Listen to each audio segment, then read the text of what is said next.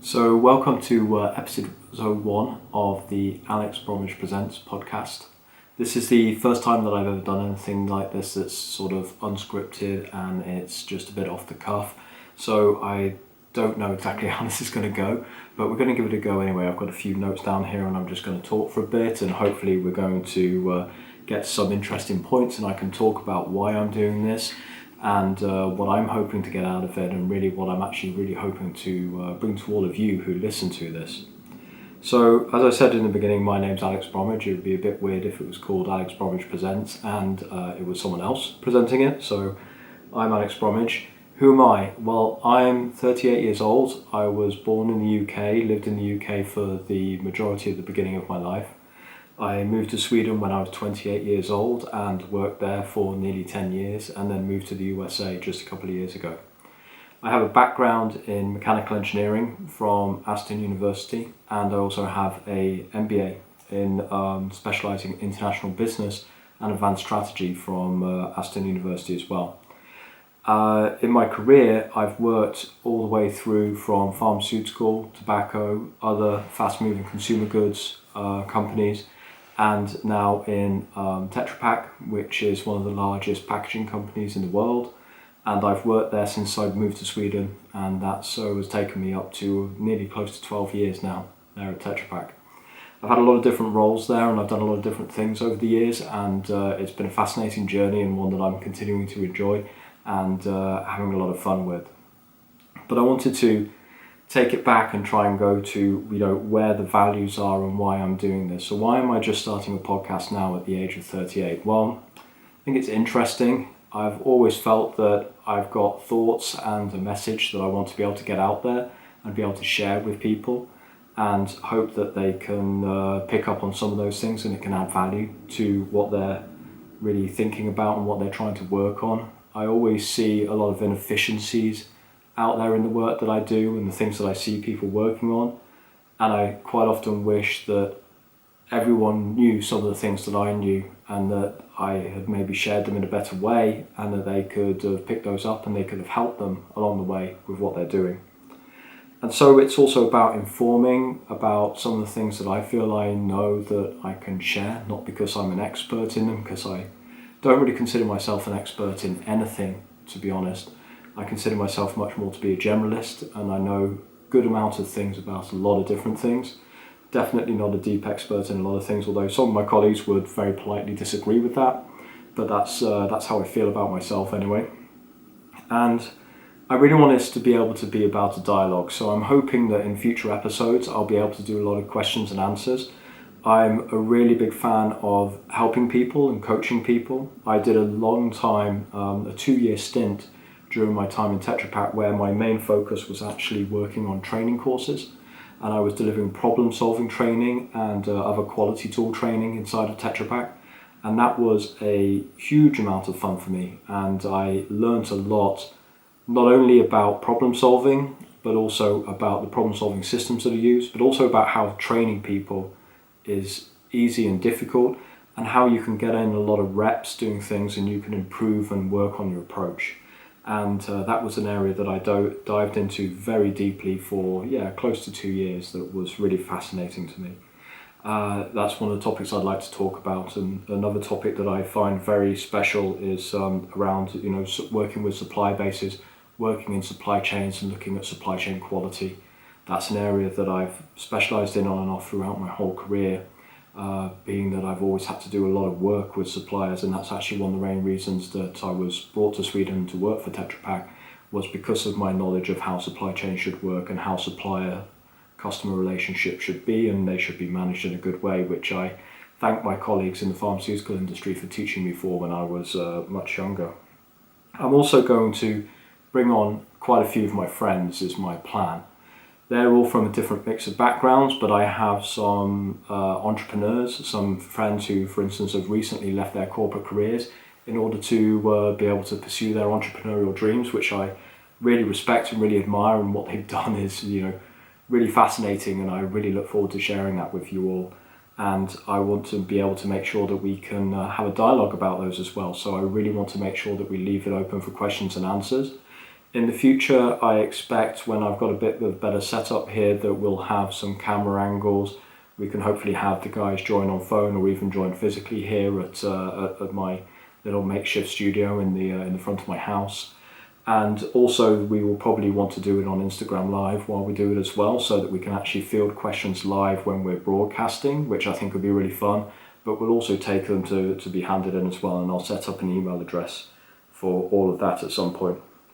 In fact, I'm just going to write that down so that I don't forget it, because that's going to be pretty key, that you guys can actually get hold of us.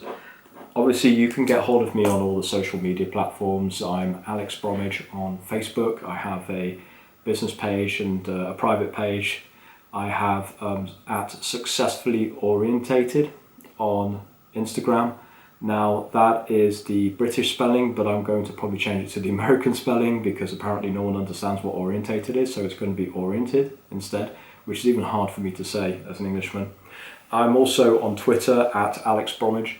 So you can hit me up on any of those. I really love chatting with people and really love talking about with people, and it's some really good stuff. And if you look at my Instagram feed, you'll see that since I started it a few weeks ago, it is really some snippets of just advice and ideas and thoughts and little rants that I have about different aspects of business and interactions that I've had with people that I find really interesting and fascinating. And that's what I really want to try and turn this into and become as we go ahead.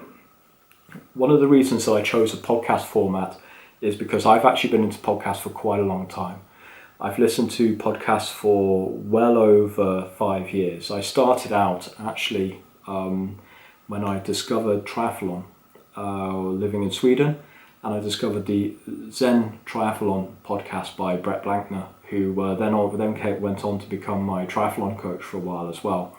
He helped me train to do my first and only Olympic triathlon. It was enough of an experience for me not to want to repeat it anytime soon.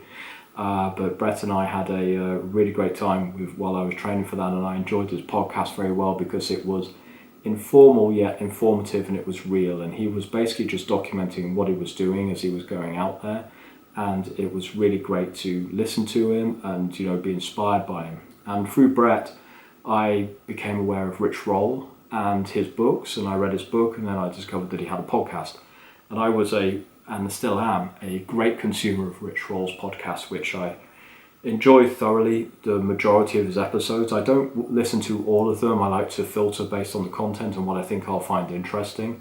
But I really appreciate Rich's very broad view of the world, and how he's very big on being thankful and thoughtful and mindfulness, and also is just really putting it out there for everyone to see. He doesn't hold anything back, he doesn't keep anything for himself, and him and Julie are really generous with their thoughts and their time, and that's something that I really appreciate, and I hope to be able to emulate in what I do here.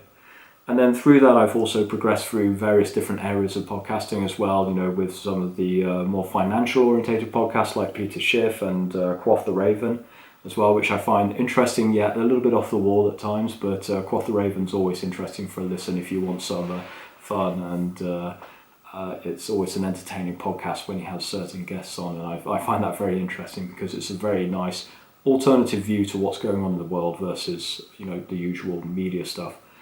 And now I'm very much onto the Gary Vee podcast, which I only really discovered Gary fully in, should we say, the last 6 months or so.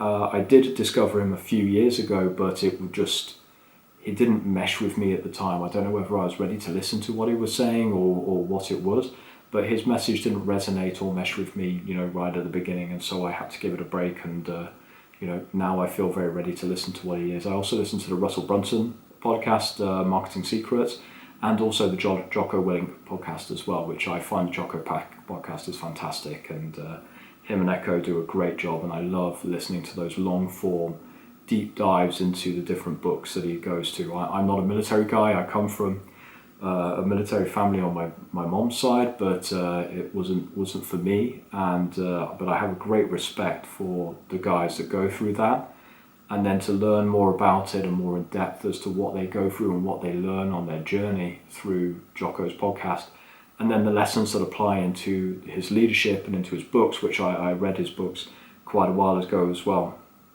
is really tremendous, and it's very reinforcing and very motivating to listen to that stuff that Jocko puts out as well.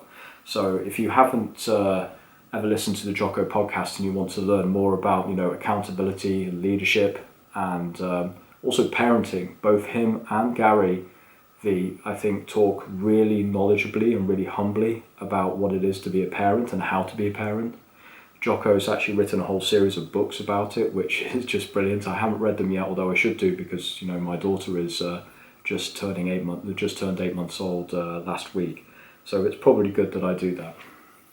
And to share more about me, I've also done quite a lot of different training over my time. I did my MBA, as I mentioned, and I'll probably dedicate a whole episode to my MBA at one time, but I would say that in my career up to the age of 38 that I am now, 48, geez, I do feel old, but not quite that old yet, 38 years old, I have had more value out of doing my MBA than I had out of doing my mechanical engineering degree. Now, that may be because of the nature of the work that I did. I started out as a mechanical engineer in my work, and I sucked at it. I was really bad at it. I mean, I could design things, but they were terrible. They were too big, too small, the wrong shape, too expensive. I just was terrible at it. So my bosses at the time recognised that pretty quickly, fortunately for all of us, and they moved me into a project engineering role where my job was much more to organise things in the project. And then I quickly transitioned into project management, which suited me much, much better than actual doing design and mechanical engineering. I still find the whole engineering area fascinating, and it's still something that I'm very glad that I did, and I have no regrets that I did an engineering degree at all, because it stood me in good stead. I mean, from a mathematics point of view, it's been tremendous, and just from a general understanding of how the world works when you work in a technical area like I do in packaging, having that background is invaluable. But from a practical point of view, my MBA gave me many more tools than my engineering degree did for working in the business world. And it sounds kind of sensible or normal to say, logical to say, well, I did an MBA and it gave me tools to work in business, but quite a lot of the MBA was not useful at all. In fact, a lot of it was just a waste of time. But there was some real gold in there, particularly someone who didn't come from a business background, someone who came from an engineering background, where we did a project management course, which was highly technical, engineering degree, highly technical. We did no management whatsoever during my engineering course, and therefore it was really good for me to understand things like economics, like accounting, both very easy for an engineer to grasp because it's math. And it was also very easy for me to look at financial management as well. Things like leadership and ethics were a bit too abstract for me and not really subjects that I did well on, but they still informed me about a lot of different things. And the innovation and entrepreneurship part was one of the first modules that I did, and it was really fascinating to learn those sort of things. And going into the case studies was also very rich. But I also feel that the work training that I've done through my career has also been very valuable to me. I've done ISO training, which is the International Standards Organization for both quality and environment management, and that's given me a very strong understanding of how certification programs work in business, and I also want to do an episode of that, and I'm going to write these down so I don't forget them. So I'm going to do an MBA episode, and I'm also going to do a certification episode, because that might be a very dry one, but it might appeal to some people. But I think these things are very interesting to understand and learn about. And then I've also done a lot of tools training during my time. So I'm a Six Sigma black belt from my mentor, or the guy that I really hold in a very high esteem, a gentleman called Graham Kerridge, who I really hope that we will have on the podcast, and I'll interview him because he's a fascinating individual, and he's deeply knowledgeable and deeply experienced with the whole Lean Six Sigma, and particularly in the automotive and petrochemical industries. And then I've also done my full Kepner-Trago system training as well. So I'm a Kepner-Trago program leader. For those of you that don't know who Kepner-Trago are, that's also something that's going to be very good to dive into. But Kepner and Trago were two guys who did a social studies experiment with leaders, quite some years ago, and I'll get all the details of this so we can maybe get it in a broader podcast or something, but I'll reference it also in the notes, a link to it. But they studied great leaders in the USA, or good leaders in the military and in programs, and they identified patterns of behavior when it came to decision making, problem solving, and also understanding and managing different situations. And they were able to then synthesize those into processes that you can use now in order to actually have and repeat the same success that those leaders were able to create. And so not only was I trained on those when I first joined Tetra Pak, actually the same summer that I moved to Sweden, but I also then a few years later, as I moved into the problem solving training role, I went on to their leadership program, which is where I learned to train other people in that system.